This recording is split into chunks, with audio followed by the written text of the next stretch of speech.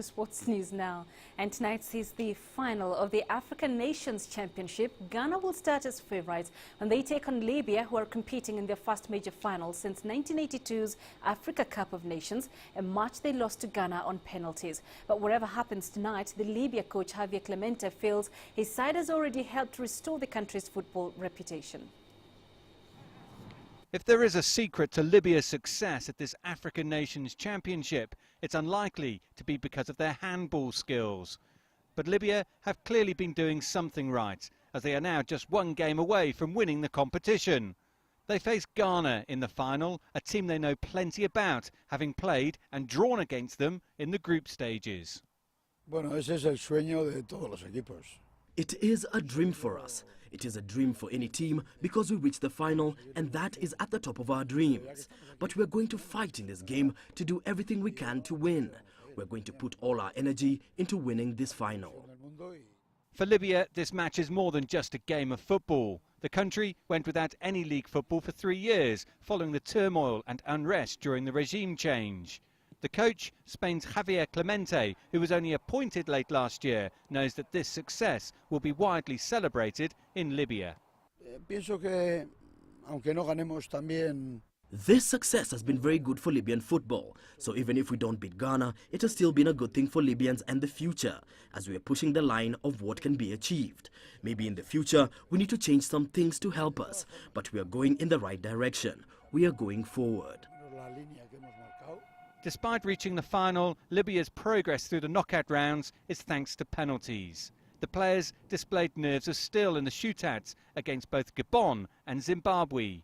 Even the coach has been impressed at the players' mental strength. There is no secret to our penalty success. The players play without pressure, so maybe that's our advantage. Players make mistakes and it's normal. Some players, I feel, change their mind when they're taking penalties, whereas our players know what they're doing and they do it without pressure. So can Libya complete this fairy tale story and win the 2014 African Nations Championship? If they do, it would have extra meaning, as they were originally supposed to host the event, only for it to be moved to South Africa given the instability in the country. The final might not be in front of their home fans, but victory for Libya would taste as sweet. Dan Williams, CCTV, Cape Town. The Zimbabwe national team's fairy tale run at the African Nations Championship came to a painful end Wednesday. The Warriors, as they are affectionately known, bowed out after a 5-4 penalty shootout defeat to Libya. The semi-final clash, the furthest Zimbabwe has gone in the tournament, had ended 0-0 in regulation time. Farai Mokutuya was at a packed sports bar in downtown Harare to watch the game. He spoke to fans before and after the match and captured the varying tides of emotion. At the beginning of the match, Zimbabweans were upbeat. Sadly, the night ended in disappointment, with fans ruining the team's many missed chances. I've actually I'm betting my money on Zim, and it's Zim that is going to win. I've bet with my last cent.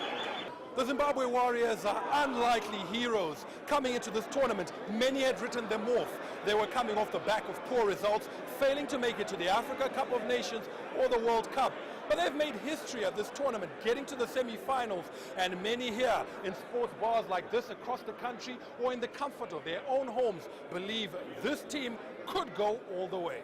One thing which we have lacked is tactic. The Libyans were good on that. They managed to slow us, they managed to frustrate us, and we buy in their play.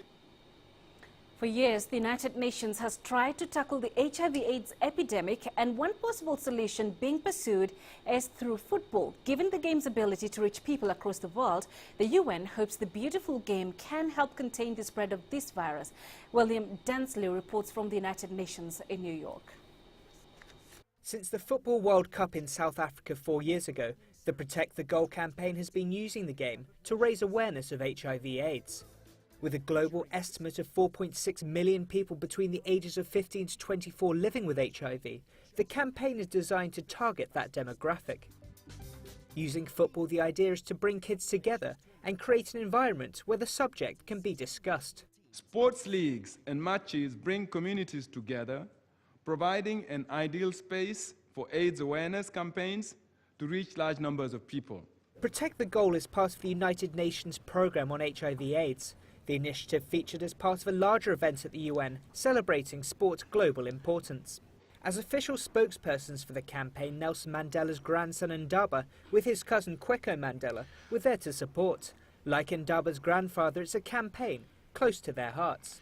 Because we, as a family, were also very much affected by the HIV/AIDS virus, we very much felt compelled to get involved and do as much as we could to continue talking about the scourge of AIDS. With Ndaba and Kweko as ambassadors, Protect the Goal hope to reach those most vulnerable to the HIV virus. Using sports, they believe it's possible to eliminate HIV/AIDS. We know there's a long battle in front of us, but it's this generation that is going to see an AIDS-free generation. According to the United Nations, 2,300 young people are infected with HIV every day. But in a World Cup year, organisers from Protect the Goal say they are confident that their message will spread and they will live to see an AIDS-free generation. William Denslow, CCTV at the United Nations in New York.